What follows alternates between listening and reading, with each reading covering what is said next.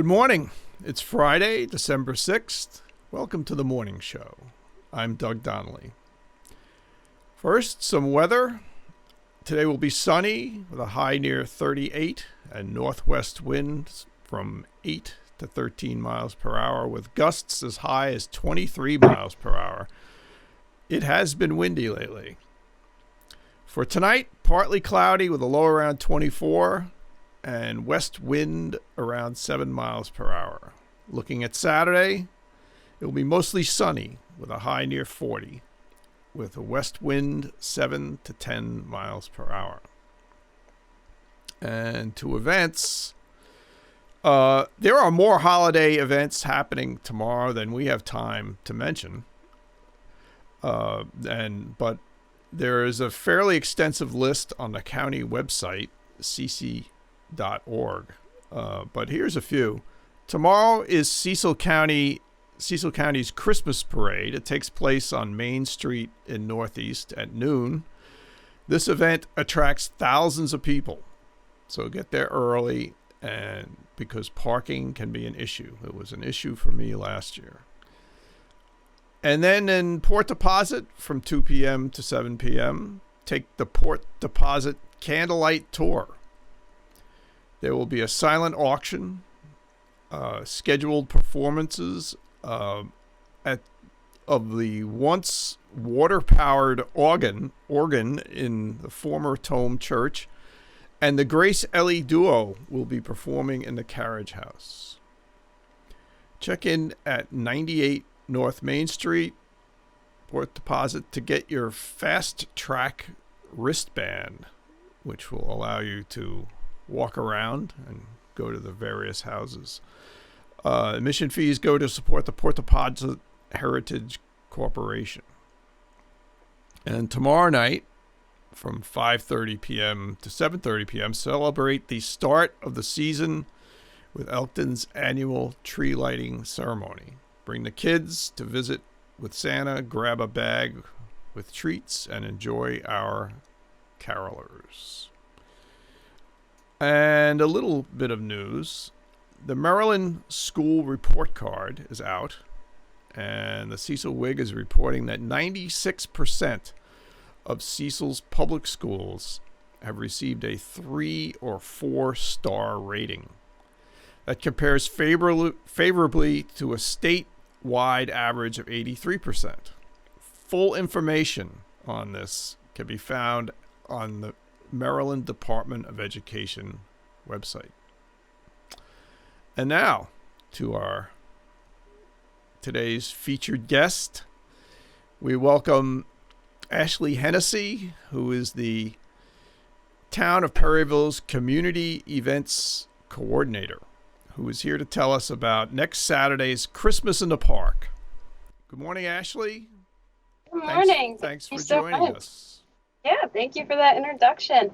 Yes, next Saturday, you're just talking about the weather, so hopefully next week you can bring us some good news with that too. Our Christmas in the Park is going to kick off December 14th, 2 to 5 p.m.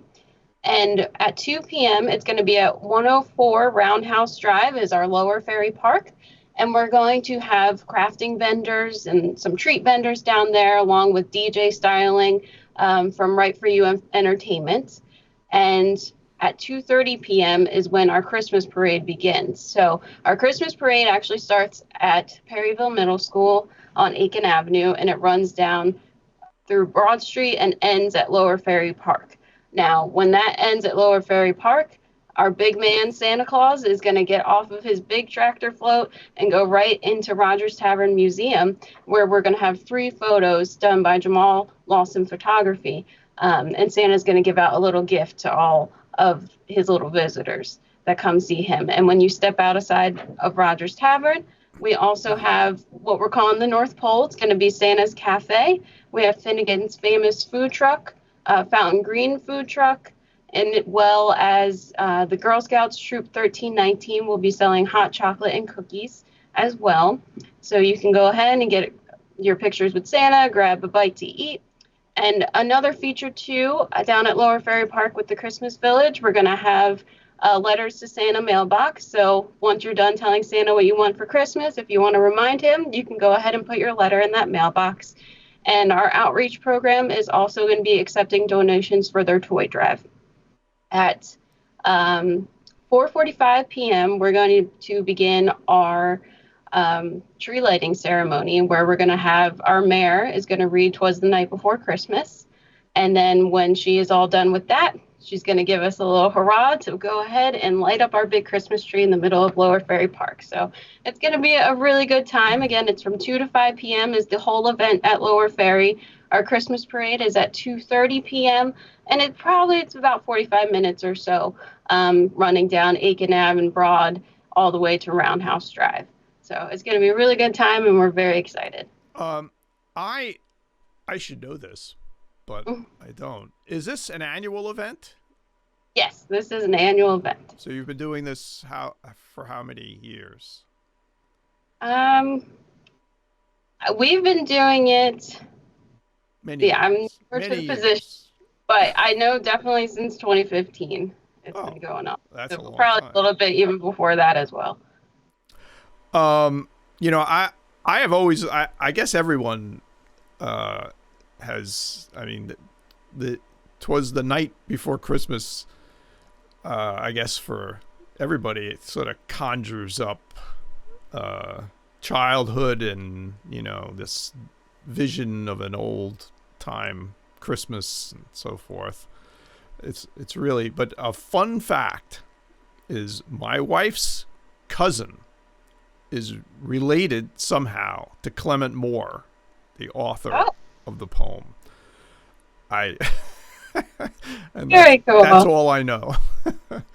But Yeah, and it's just a great time too because that's the more intimate portion of our event as well. You know, we have all of our lights down at Lower Ferry Park, and the mayor sits down with the kids and reads the story, and then just to have the big tree lighting at the end, it's just a really magical way to end the night. yeah, A really nice kind of little relaxing way to end too. winds it down after a lot of excitement. That's great. Um, so, is there anything else we should know about this event or any future events coming up in Perryville? Oh yeah, we'll be working on our 2025 calendar.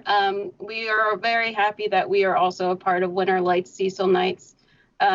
With Cecil County Tourism gives us a grant to be a part of that. So we're trying to add a few more winter lights, white or blue lights to our town, and that also is a good time to encourage our local businesses to get involved with us as well. It's from January to February, and it just brings joy throughout the cold, dark season. Yeah. Uh, by having the white lights around, and we're going to be planning events with that. We're going to be doing a family movie night indoors. We're going to be doing a winter scavenger hunt that has become an annual thing the past 3 or 4 years or so with us, and that's pretty exciting too because we get the local businesses involved as clues. So everyone gets a chance, the community gets to go to these businesses, and honestly, some of them haven't even been there before. So it's really a great way to connect to everybody and also give our local businesses and community groups the exposure that they deserve. So Sure. that's what's going to be coming up in January and February. And then throughout the rest of the season, May through October, we have monthly events. Every third Friday, we do a car cruiser down at Lower Ferry Park. So you Mm-hmm. could just come out with your car, park it on the grass, and we have bands play. Usually the Boy Scouts sell hot dogs, so that's a great time. Yeah. And then every first Saturday, we have a farm and craft market too down at Lower Ferry Park. Terrific. Um, we have those few annual events, and we also have our Boo Bash every year too. That's a trunk or treat, along with some activities for children. So a few more things trying to plan along the way too. So more Sure. events to come. I'm curious. The family movie night. Where is that? Where do you hold that? Well, when we do it, so we actually are trying to do it multiple times throughout the year. When it is good weather, when we do it in the spring or summer, then we do it outside at Lower Ferry Park in our band shell. So it's an outdoor movie night. Mm-hmm. Um, right now for the winter, we're in talks of working with Fifth Company Brewing. They are right there at Lower Ferry Park, and they're pretty excited to start working with us too, with some events there. So they have a big room, Right, they have and that good room. yeah, we just did that with them back in September. We showed Inside Out too, and it was like a personal movie theater. Hmm. Everyone came and brought their blankets and chairs, and the town gave out free popcorn, and then great business for Fifth Company too. Sure. Everyone went out to the restaurant and bought the food and brought it in. So we're trying to recreate that as well, and again, just in the cold months, give somewhere a warm place for people to go. Right. I don't know about Perryville, but most of the towns used to have movie theaters, Oh, and okay. I guess they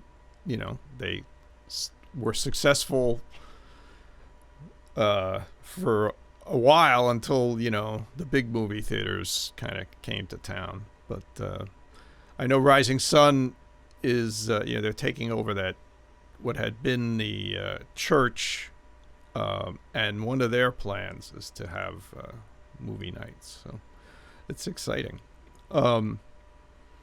Okay, so Ashley, thanks for coming on the morning show, and we hope everyone in Perryville has a great time next Saturday. Thank you. We hope so too. Yep. So thanks for watching Cecil TV. If you think programs like this are valuable, please consider becoming a donor to Cecil Public Media. And remember that through the end of the year, your donations are matched by Newsmatch. Just go to www.cecil.tv and click donate. Have a great day.